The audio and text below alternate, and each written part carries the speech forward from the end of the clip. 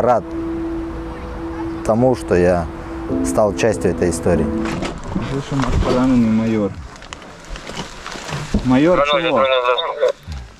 У нас поранений пленний.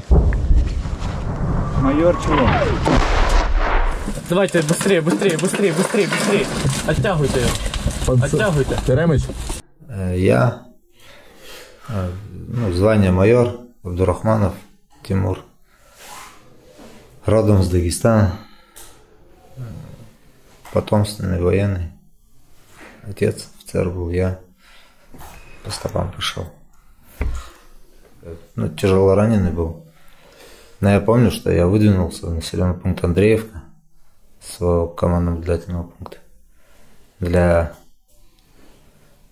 уточнения, уяснения обстановки, соответственно, чтобы принять решение. Но не дошел, немного не дошел. Получил тяжелое ранение. Уже двигаться я уже не мог. Из последних сил мог. Двигался. Думал, что там наши. Услышал голоса. Наши ребята. В начале Андреевки. Не мог предположить, что уже туда зашли подразделения 3-й штурмовой бригады. Потом уже только я услышал голоса, как мог, продвинулся, я упал, уже начал задыхаться, терять сознание. Но ребята меня вытащили. Я думал, это наши. Они окрикнули: ты кто? Какое подразделение? Я ему сказал, что я 72-я комбат 72-й бригады. Потом уже спустя какое-то время я понял, что это 3-я штурмовая бригада меня подобрала. Погиб, допустим, например, начальник бригадной разведки. Просто начальник бригадной разведки — это редкость, что прямо он там ушел. Мне об этом неизвестно, если честно. Кто подрывает себя гранатой, это, есть те, кто издавали, с поднятыми руками выходили, пытаясь сохранить свою жизнь. Я не осуждаю ни тех и ни тех. Если быть откровенным, если бы я бы знал, что подразделение 3-й штурмовой бригады меня подберут, я бы не пошел бы туда, я бы тоже бы не сдался бы в плен. Но это зависит от того, какой человек, с какой он идеей прошел, с какой мотивацией он пришел на СВО. Понимаете? Это вот от этого зависит. Кто-то боится, может быть, плена хуже смерти.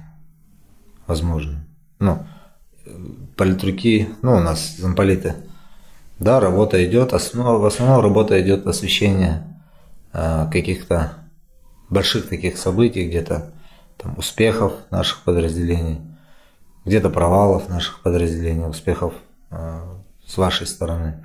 То есть это освещается, где-то приводятся героические примеры, как вот вы говорите, что когда говоришь, ему сдавайся в плен, он не сдается, подрывает себя гранатой. То есть на этом, опять-таки я вам скажу, что это зависит от человека, от самого человека. Я понимаю, но есть в этот момент, что скажешь, что украинцы там как-то пытают, что плен — это ужасно, физически даже. Разговоры, они ходят, они всякие ходят разговоры, поверьте. Хотим мы этого или нет, но они всякие ходят разговоры, да. И такое тоже присутствует. Кто-то говорит наоборот, что нет, по-нормальному, по-человечески друг к другу относятся. Я имею в виду, если попал в плен, к пленному по-человечески. Там и накормят, и медицинскую помощь оказывают, и все. То есть нету такого, что физическое насилие применяли, там, моральное насилие. Такого. Ситуацию обсуждаете ли вы про преступления украинской армии, которые сильно освещены в западных СМИ, например, Буча, Мариуполь? Я имею в виду сейчас про отношение к гражданскому населению. Или у вас это по-другому как-то говорится, и вообще вы об этом не говорите? Нет, об этом у нас не говорится, на самом деле. Ну, в моем подразделении это не говорилось об этом. Но у нас времени на это нет. Поймите мы, как зашли в Андреевку, так все это время и находились там. То есть даже элементарно там о чем-то поговорить времени нет. Потому что натиски серьезные отстаивали с вашей стороны. Нельзя недооценивать своего противника. Потому что у нас у всех разные подходы к выполнению задачи. А как ты можешь оценить разницу, ну, если коротко, тезисно, разницу в подходах в плане армейского? Мы сейчас не за конкретные там, может, моменты боя, а в целом вот, ведение боя, может быть, управление. Как ты видишь эту разницу? Да, управление оно такое же, только единственное, что у вас именно солдат, артиллерия, расчет, там, например, минометный, прямая связь. То есть без участия, например, боец, командир батальона, начальник штаба артиллерии, или там начальник артиллерии, там, начальник орудия, командир орудия. То есть здесь вот это звено командир батальона, начальник артиллерии, оно отсутствует. Ну, я имею в виду, в большинстве случаев, то есть напрямую они работают. Ну, инициатива младших командиров. Да. На инициативе, ну да, в принципе, так оно и есть. Вот. Ты считаешь, это минус? Это для нас это минус, да. То есть это скорее всего такой пережиток советского, наверное, что-то типа такого. Ну, возможно. Возможно. Я опять не берусь говорить, потому что я не такой большой начальник, но это просто мое видение. А вот дома, были протесты в Дагестане, ты слышал про них? Против? Нет, не слышал. То есть информационное поле как-то закрыто. Ну, то есть оппозиционные СМИ, они много освещали, ну, то есть можно по-разному относиться, понимаете, может по-разному относиться к ним, но там прям видеокадры, где люди выходили, митинги, протесты против войны. Или никак это... Ну, я помню, в начале, по-моему, ну да, в начале, по-моему, если не ошибаюсь, весной, по-моему, это было. Были протесты. Вы поймите, у меня связи не было. Для меня информационное поле, оно было закрыто тем отсутствием интернета. А с интернетом у вас вообще, то есть аналогово, то есть, ну, типа радийки, то есть интернет? То есть радиостанции только, да. Ты с семьей, ну ты же с семьей как-то поддерживал контакт? Да, я раз в месяц, там, 2 месяца, там, по возможности старался выезжать там, где есть связь. Ну, отпрашивался у командира, выезжал, звонил, говорил, что живой-здоровый и так далее. Из тех людей, которых я общался, ну, будучи в отпуске по ранению, да, не первое ранение мое, общался с ребятами, ну, как знакомые просто. Ну, грубо говоря, из 10 8 не поддерживал. Но основной их ответ был то, что если вот придут в Дагестан, нападут на Дагестан, тогда я возьму в руки оружие, пойду воевать. Вот. Ну, как ты себе объясняешь формат вторжения? Они мотивированы, они думают, что здесь фашизм, борьба, что ущемление русского народа в Украине. А как ты сам по этому поводу думаешь? Я не думаю об этом. Ну, то есть... Я не видел этого своими глазами. Я не могу говорить того, чего я не видел, понимаете? Воюю я здесь, но я не видел, чтобы отрезанные головы валялись там, прикрученные к флагу России. Я такого не видел. Ну вот Россия, в отличие от Украины, все-таки очень разная, ну, не моноэтническая страна, то есть славян там много, не только славян, разных национальностей, и никогда не задумывался о том, что у вас может быть отдельная страна, о том, что, ну, как бы, что вас связывает с Россией настолько, чтобы быть с ними в одной стране, если не считать там прошлого там, советского, условно. Я, если честно, не задумывался об этом. Про историю, про там, Москва для русских, про то, что все стекается в центр, что нет соотношения правильного в регионах, экономического, насколько мне известно. Ну, понимаете, я воспитан на том, что Дагестан – это моя малая родина. Россия – это моя большая родина. Ну, я из той семьи, где меня этому воспитывали. Я никогда не задумывался о том, что, ну, может быть, я мыслями, головой, так скажем, да, к этому еще не пришел. Но у меня никогда не возникала мысль, а почему Дагестан не отделяется от России. То есть я не думал об этом никогда. Просто, ну, ты знаешь по истории, что было за историю Дагестана, что он боролся за независимость? Да, 25 лет, имам Шамиль. Да, и люди тоже гибли. То есть у вас в этой семье никак не обговаривалось это отношение к этому? Ну, имам Шамиль – это наш национальный герой, ну, в республике. Вот. Это мой национальный герой, понимаете? И он боролся за независимость против России? Он против Российской империи, да, боролся. Империи, да. Тогда была Российская империя. И отношение тогда Российской империи к Дагестану, ну там не Дагестан, а Горная Республика они хотели сделать, Имарат Кавказа, оно было совсем другое, чем ныне. Понимаете?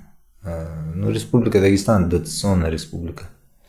Если взять экономический момент такой, ну, отделимся мы, к примеру, от России. А на что мы жить дальше будем? Республика без своей экономики, без своего производства, грубо говоря, мы, ну, не выживем. Ну, вообще, если вот кодироваться к новой этой чеченской власти, вот как гражданину России, ну, просто как человеку, и отдельно как военному, какое у тебя отношение? У меня лояльное отношение.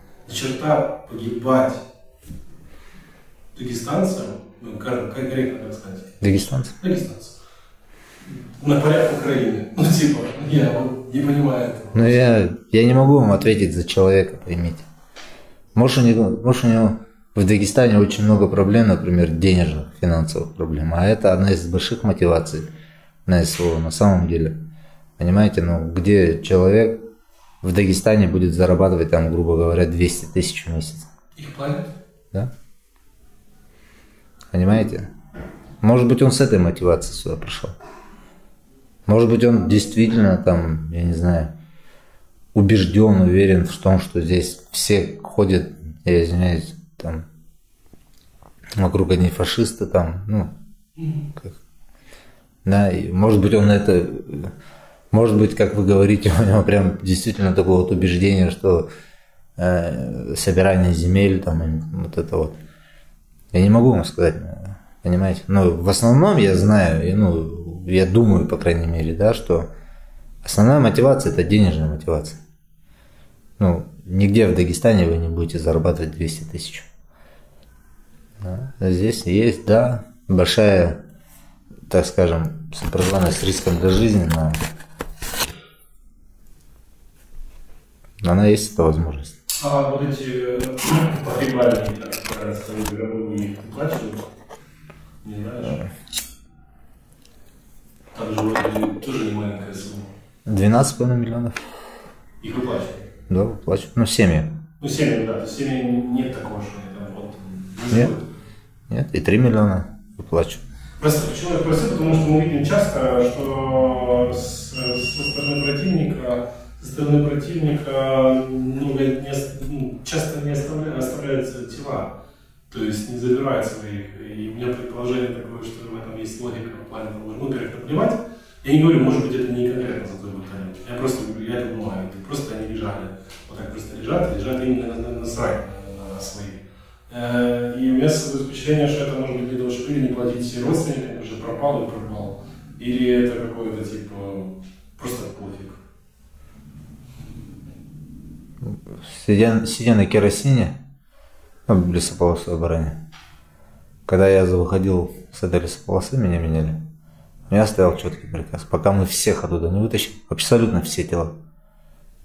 Это были тела и ваших ребят, которые до этого оставались, и наших, не конкретно моего батальона, а вообще. Мы вытащили абсолютно каждое тело. Я к этому очень отношусь. Для меня это важный момент, потому что, понимаете, многие, ну как, человек пришел воевать, человек погиб, а тут его просто бросили. А кто делает так, ну и Бог им судья за это. Ну, в первую очередь, я за Вагнера говорю, про наш опыт с зимним боем с Вагнером. Вообще, кстати, к Вагнеру, как к военному подразделению, ну, вот есть Вагнер, который контрактники, ну, не добровольцы, там, наемники, которые воевали в Сирии, это один Вагнер. Я понимаю разделение. Есть Вагнер, та часть, которая там зэки. Вообще, относишься к этому как к военному подразделению, эффективность и вообще, ну, как явление.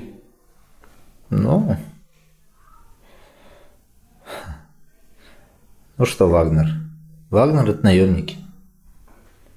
У них основная мотивация это и есть деньги. У них нет приказа, у них есть контракт. Они его выполняют. Вот такое отношение к ним. Просто, ну, они, ну, с зэками относились не так, как ты рассказываешь про свои приказы. То есть им было наплевать, они разминовывали наши минные поля своим СССР. Я этого не знал просто. Ну, они просто шли. Ну, я там скосил крупнокалиберный пулемет и дальше.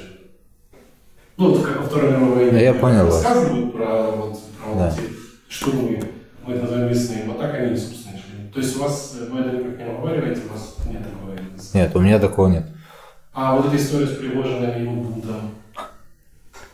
Я находился в отпуске в это время. То есть ты как бы был в информационном пространстве? Да, я честно скажу, я стараюсь вообще в интернете не лазить, на самом деле. У меня куда-то ехали, по-моему. Когда вот это все, вот этот бунт там начался. Мой бывший командир бригады в этом там тоже. Ну, в самом бунте-то не участвовал, он там. У них конфликт был с Пригожиным. Вот. Ну, человек сделал свой выбор, понимаете, я не знаю, может это какая-то большая политическая игра, возможно. Может быть, человек просто устал, наверное, от всего. Я не знаю, что у него происходило, но я к этому, пошел. Его выбор. Но все-таки, как и вы, живем в свободной стране. Ну, допустим, Пригожин выиграл, он там зашел в Москву, не знаю, там построил, кого хотел, и там, допустим, поменял власть. Как бы у тебя было отношение? Или ты сказал, у армии есть же главнокомандующий, значит, прекрасно. Если у меня был бы приказ встать на пути Пригожина, я бы встал бы на пути Пригожина. Вот так я вам скажу. Я бы не признал бы власть Пригожина. То есть власть Путина все-таки имеет мандат, по-твоему? Я имею в виду большинства людей, да. Поддерживается. Она поддерживается большинством. Да. Ну, а тебе не кажется, что это попахивает диктатурой, 20 лет сидеть в власти? Ну, то есть, какие бы у нас ни были президенты, мы тоже не настроили. Но у нас все-таки есть какая-то ротация, хотя бы минимальная. Ну, у нас в России стабильность, сами понимаете. Ну, это же не демократия. Возможно. Возможно. Тебе как бы в этом плане все равно, что Россия, когда по сравнению стала демократической, что она скатилась опять в такое. Но я бы не сказал бы, что мы живем прям в такой уж бедной стране. Не, я не говорю про бедную, я говорю про свободу слова, вообще любые ценности свободы, связанные с демократией. Ну, у нас свободно, я свободно выражаю свои мысли в своей стране. Понимаете? Ну, если быть критиком Путина, насколько мы знаем, это... мне незачем его критиковать. Не, я имею в виду, что если бы там был у тебя знакомый, которому ты дружил... А Навальный? Навальный сидит. И будет сидеть я не знаю, я вам за себя могу сказать, понимаете? Я не чувствую того, что я в каких-то политических рамках там нахожусь, что мне нельзя что-то сделать. Потому что это часть поддержки все-таки. А сейчас, в данный момент, ты как-то поменялся в мировоззрении по поводу и того, что говорит власть, и власти в целом? Нет. То есть ты считаешь, что это все-таки правильно? Что именно? То, что сейчас происходит с Россией. Война, я вообще не поддерживаю войну. На самом деле. Война это... Что может быть хорошего в войне? Кроме смерти, кроме разрухи. Я не поддерживаю войну. Но я не могу сказать, что это правильно. Но не могу сказать, что это неправильно. Понимаете? Я заточенный человек, я военный человек. Поймите меня, пожалуйста. Ну, а убийство Пригожина, его же сбило ПВО. Ну, то есть, по крайней мере, ну, упал самолет со взрывом на территории России, тут точно украинцев не приплетешь. Вот. Поэтому, ну, ты это воспринимаешь, что, скорее всего, власть сделала? Или ты об этом тоже как-то... Но я об этом, у меня не было времени об этом думать, на самом деле. Я об этом узнал, знаете, когда? В числах, наверное, 8 сентября. Примерно. Ну вот, буквально относительно недавно.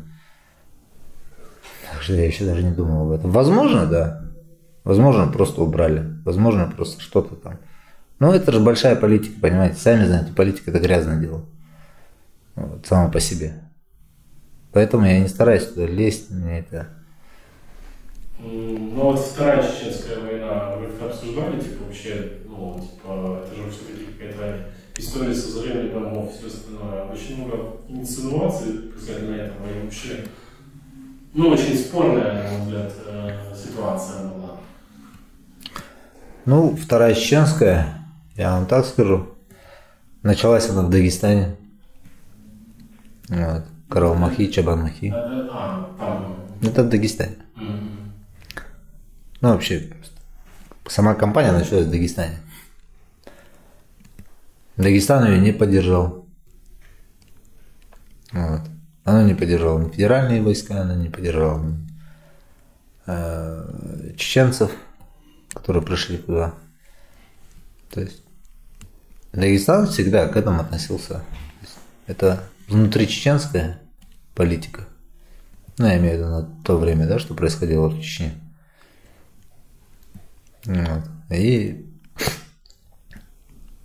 спорная она может быть или не спорная, но, понимаете, может быть, подразделение формирование Ичкерии, да, видели именно поддержку в Дагестане, что республика поддержит Чечню в этом плане, что они вдвоем, как во времена имама Шамиля, вот, объединятся и объявят войне России. Но республика не поддержала. Взрывы, ну, понимаете, а что хорошего от террора есть? Просто есть мнение, и не могу сказать, что там лишено аргументов, там есть достаточно весомые аргументы, потому что взрывы были инсинуации ФСБ для оправдания Второй Чеченской кампании. Возможно. Возможно, мне об этом ничего не известно. У тебя есть патриотические чувства именно к своей республике, то есть как ты вообще к этому относишься? Или у вас нет такого распределения? Ну, Россия. Ну, Дагестан – это моя малая родина, Россия – это большая родина. То есть не можешь назвать себя патриотом Дагестана или националистом Дагестана? Нет, ни в коем случае. Нет. А какое отношение вообще к украинскому национализму? Ну так, без пропагандистскому, ну хотя нет. Я не вижу здесь национализм. То есть для тебя национализм это негативная краска? Я не вижу здесь, ну, находясь в Украине, я не увидел здесь зигующих, там, извиняюсь. Ну, я понимаю, ты говоришь про нацизм и фашизм. Национализм в том смысле, как патриотизм, только в деятельном формате. Я говорю сейчас про национализм как патриотизм.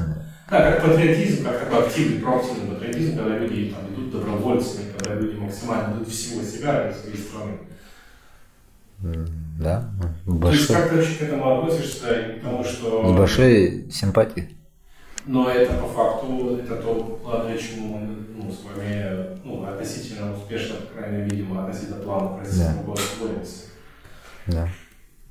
То есть ты как бы на нашем месте поступил бы так же? Да. То есть как бы ты, типа, понятно, что враги, но типа с уважением. Конечно. Я всегда отношусь с уважением. Ты считаешь, что националисты, в целом патриоты, они совершали преступления в Украине? Ну, я имею в виду наши. Что ущемление русскоговорящего народа, населения, точнее, ущемление самого русского языка. Но мы же с вами общаемся на русском языке на данный момент. Просто просто... Если бы я бы увидел бы, что, как сказать,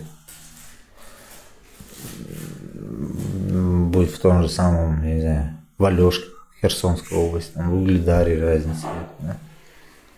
Что повешенные головы там на российских флагах, ну тогда бы, да, я бы сказал бы, да, я это видел. Понимаете? Я понимаю, что вы хотите свободы. Я понимаю, что вы боретесь за свою страну.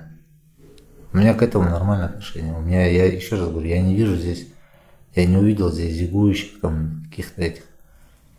Вы боретесь за свою страну. Это факт.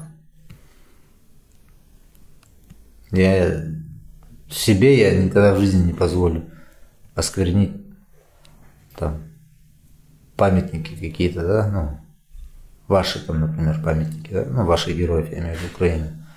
Для меня это, ну, что мне памятник сделал?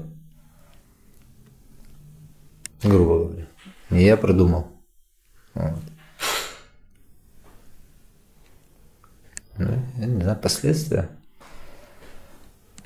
Последствия, наверное, будут самые, что ни на есть. Именно для простого населения. Я не думаю, что украинцы придут в Россию и начнут вырезать там всех, вешать налево-направо. Нет уж, наверное. Я не думаю, это, ну, я уверен в этом, что такого не произойдет. Причем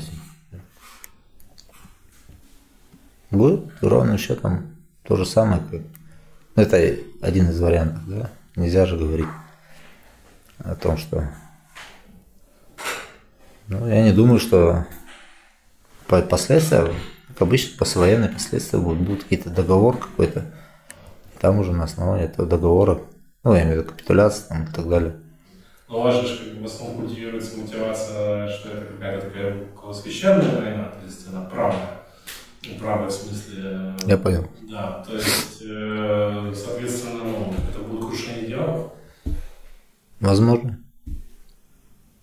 Возможно, вы правы. Ну. Я не понимаю, зачем парни идут умирать не на своей войне, а вот в упор не понимаю этого. Я понимаю, когда там, ну, там кадровые военные, хорошо, мы это говорили, но вот этого я не понимаю вообще. Я же вам сказал уже, как бы, ну, основной это, но не заработайте вы таких денег в Дагестане, понимаете? То есть только финансово? Только, ну да, да, ну что скрывать этого, понимаете? Если ты в какой-то момент узнаешь про военные преступления российской армии, вообще насколько для тебя это критично, когда армия проявляет военные преступления, в первую очередь, я про гражданских имею в виду. Их судить надо. И расстреливать без промедления. Если я когда-нибудь в своей жизни увижу, что офицер или солдат совершит какое-то преступление на моих глазах, поверьте мне, я этого человека лично пристрелю. Это мое мнение. И неважно, он будет генерал, там будет еще кто-то. В моем понимании враг, противник. До тех пор, пока он держит в руках оружие, и я с ним сражаюсь на поле боя. А все, что происходит вне поля боя, это не противник, это не враг.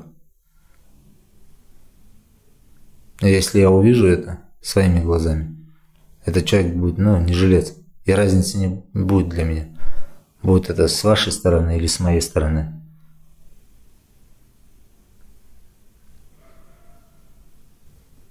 У меня к этому такое отношение.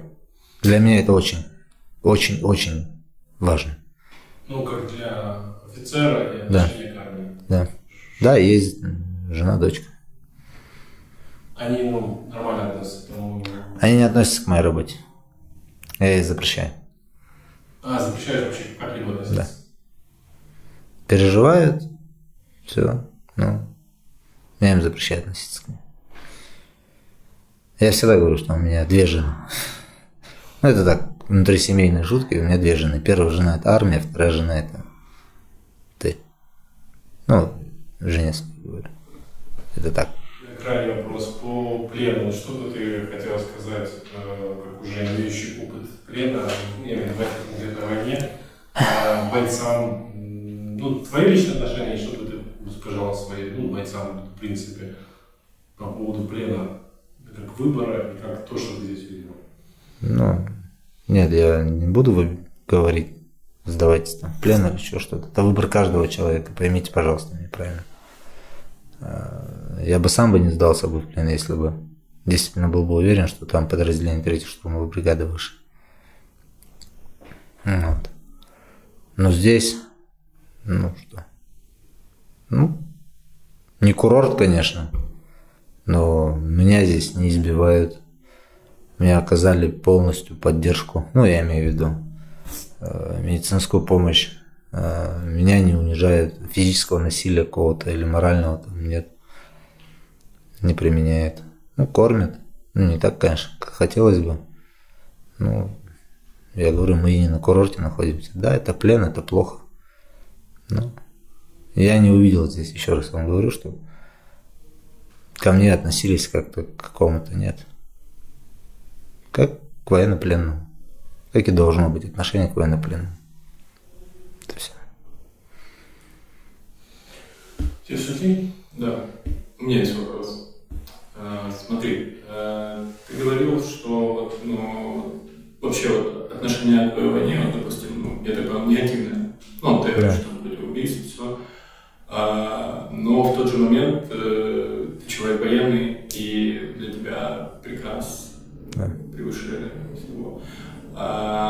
Смотри, но если ты понимаешь, что приказ, допустим, вышестоящего руководства, он преступный, неправильно, чтобы ты же можешь, допустим, обжаловать приказ, но, допустим, не выполнить приказ. Что бы ты выбрал? Выполнить все-таки приказ, военный человек. Смотрите, смотря преступный в каком плане, если он направлен против гражданского, против мирного населения, этот приказ никогда не выполнен. Даже если, чего бы мне это бы не стоило, карьеры, жизни и так далее. То есть я правильно понимаю, что ты ж майор, правильно? Да. То есть честь офицера ты поставишь выше, конечно, конечно, да, безусловно. Нет, слава богу, не было. Чтобы я стоял перед каким-то выбором, я имею в виду гражданский, там, чтобы пострадал гражданское население. Ни в коем случае. Если буду знать, что хоть 0,1% это пострадает гражданское население, ну, при выполнении, мною выполнении задач, я не буду выполнять эту задачу. Для меня это выше всего, поверьте. Для меня это честь.